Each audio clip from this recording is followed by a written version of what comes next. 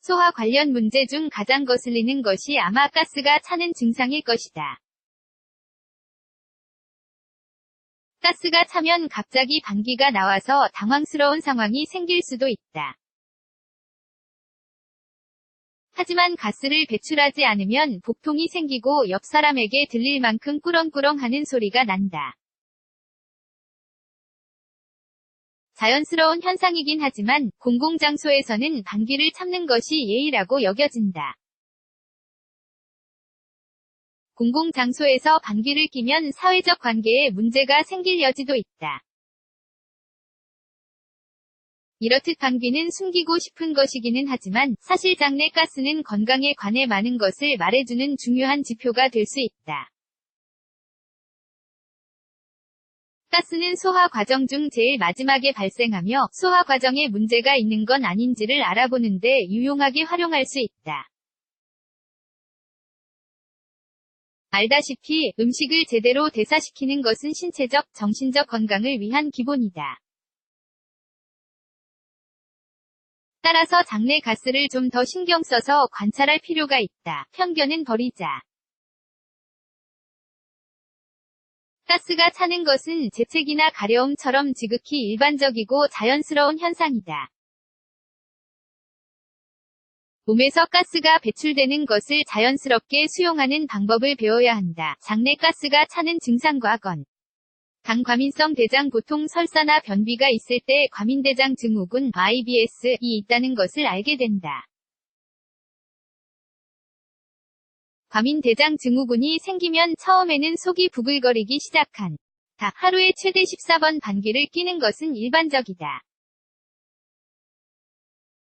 과민성 대장 증후군이 있으면 더 자주 방귀를 낄 뿐만 아니라 냄새도 훨씬 더 독하다. 이러한 증상이 있다면 병원에 가보는 것이 좋다. 이 글도 읽어보자. 과민성 대장 증후군 에 대한 자연 치료법. 나쁜 식습관. 음식을 먹을 때 너무 빨리 먹으면 소화 문제가 생긴다. 소화 시스템이 음식을 소화하는데 필요한 위산과 즙을 생성하는 충분한 시간을 갖지 못하기 때문이다. 그 결과 장 움직임에 문제가 생기고 이때 가스가 생긴다. 평소 음식을 먹을 때 빨리 먹으면 감염되거나 알레르기가 발생하여 속이 부글거릴 수 있다. 궤양과 기생충으로 인한 증상. 가스가 차는 것은 장기에 상처가 나거나 궤양이 생기는 등의 비정상적인 문제가 있을 수 있다는 것을 시사해준다. 이때 트림도 같이 나오는 경향이 있다. 식습관 때문이 아닌데. 이런 증상이 생기면 몸에 생긴 어떤 변화 때문일 수 있다. 따라서 이럴 때는 바로 병원에 가보자. 제때 발견하면 쉽게 치료할 수 있다. 특정 음식과 음료에 대한 예민함, 그냥 알레르기라고 여기고 있을 수 있다. 하지만 특정 음식과 음료 때문에 늘 몸에 어떤 반응이 생기는 것일 수도 있다. 5. 네 몸이 특정 성분이 제대로 대사되고 있지 않다는 것을 가스로 표현하는 것이다. 언제 가스가 많이 차는지를 주의 깊게 관찰해보는 것이 좋다.